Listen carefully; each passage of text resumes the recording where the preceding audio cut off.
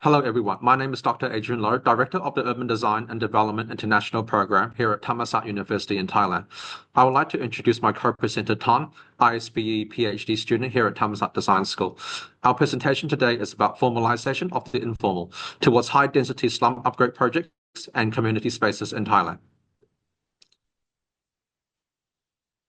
Currently, more than half of the world's population live in urban areas. This is expected to increase to 68% by 2050. However, less than 3% of the world's landmass is actually urbanized. Asia is one of the key regions to lead urban growth in the future. Currently, 54% of the world's population live in the cities of Asia. By 2050, the urban population in Asia is expected to grow by 50%, adding an additional 1.2 billion people. One of the main issues of urbanization is informal settlements.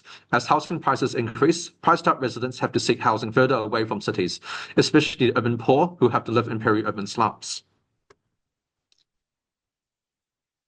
In the year 2000, about 1 billion people lived in informal settlements. This number could reach 3 billion by 2050, from 1 in 6 people to 1 in 3 people living in informal settlements. Informal settlement, as defined by the United Nations, refers to a group of individuals living in an urban area who lack one of the following 5 elements: improved water access, improved sanitation access, tenure security, housing durability, and insufficient living areas. According to UN Habitat, there are multiple forces driving the prevalence of slums: rapid urbanization, ineffective planning, lack of affordable housing options for low-income households, dysfunctional urban land and housing policies, lack of housing finance, poverty, and low incomes. In some parts of Asia and Africa, urbanization continues to occur unplanned. Under such conditions, rapid urban growth would serve as a recipe for the proliferation of slums. In Thailand's context, unoccupied land and low rental rate gave rise to the emergence and growth of informal settlements along the klongs or canals and around the temples.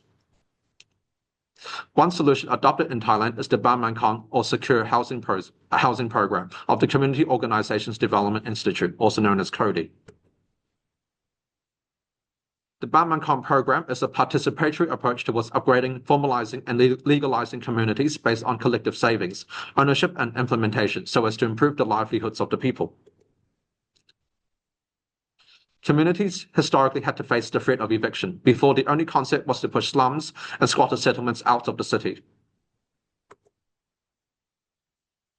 Kodi Mankong is a people-oriented development program with participatory processes and community organization. It starts with the establishment of community savings group, with representatives chosen to manage and administer flexible soft low-interest housing loans for repayments for the upgrade.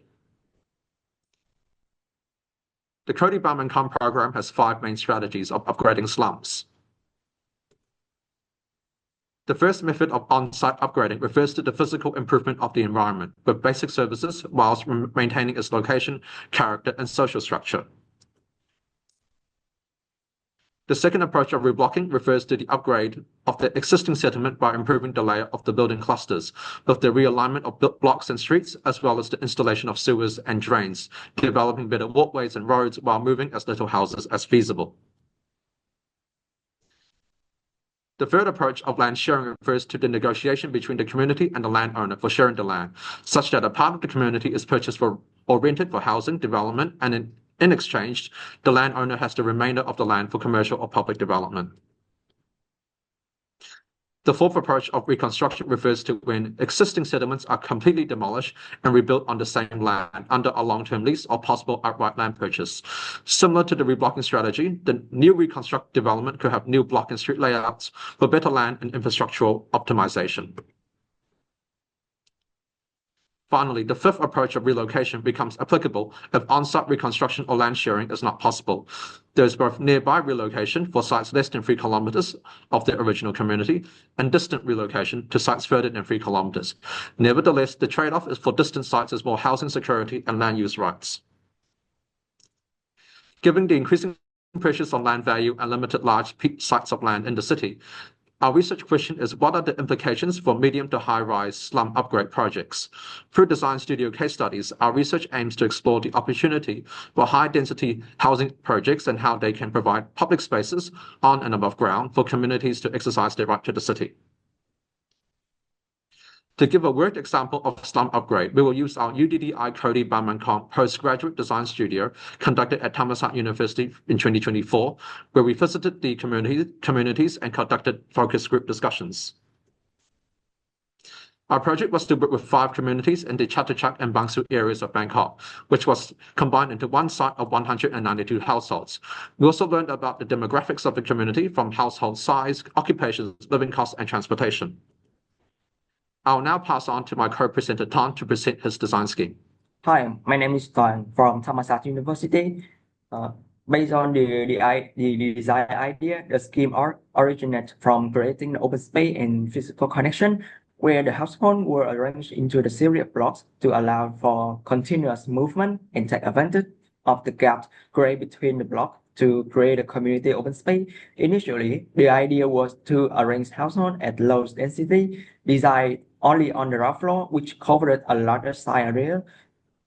However, another scheme was developed to reduce the site coverage and increase the vertical density, so more open space should be created between the buildings. In the second screen, there is a combination of 3 different types of units. The difference between the floor of the building is the change position of the unit due to the horizontal placement, which create a gap between the households. As seen in the floor plan, the units are arranged in an alternating manner, so they change position when going from floor to floor. The alternation of units from floor to floor create pocket space between the households, providing area for socialization and informal gatherings. The building continues circulation of each level with pocket space along the side from semi-outdoor area for community interaction, complemented by courtyard in the center of the block.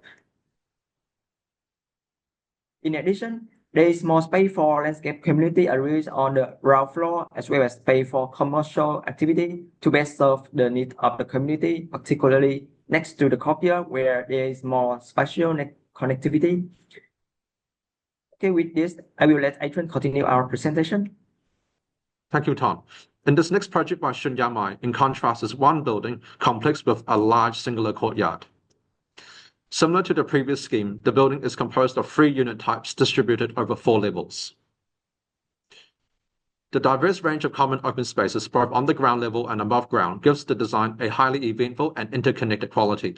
With multiple passageways into the courtyard, the design allows for variation in people's movements and promotes chance encounters.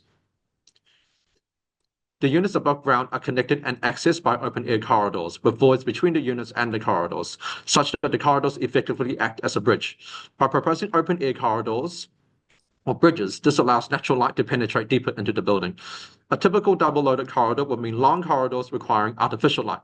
However, these open-air corridors allow for natural lighting and ventilation. More importantly, the units have the opportunity for cross-ventilation. Due to this corridor as a bridge design, with a void between the unit and the bridge, a window can be included and allow for the units to have windows on opposite sides to facilitate cross-ventilation. Moreover, pockets of common spaces above ground can be seen on the right for social gatherings. In conclusion, the design strategies demonstrated in this paper shows various potential implications for medium to high-rise slum upgrade projects, including social spaces for gathering in a vertical setting, economic opportunities in terms of shop houses above the ground level, and environmental benefits in terms of deep daylighting and natural cost ventilation. Rather than merely a product of urbanization and housing affordability issues, informal settlements are a process to coexist in the city. By integrating informal spaces for informal activities, whether they be social, cultural, or economic, in formalized slum upgrades, the formal space can coexist with informal conditions or practices. In conclusion, urban informality is not equal to poverty, but rather is a resource to deal with poverty. Thank you.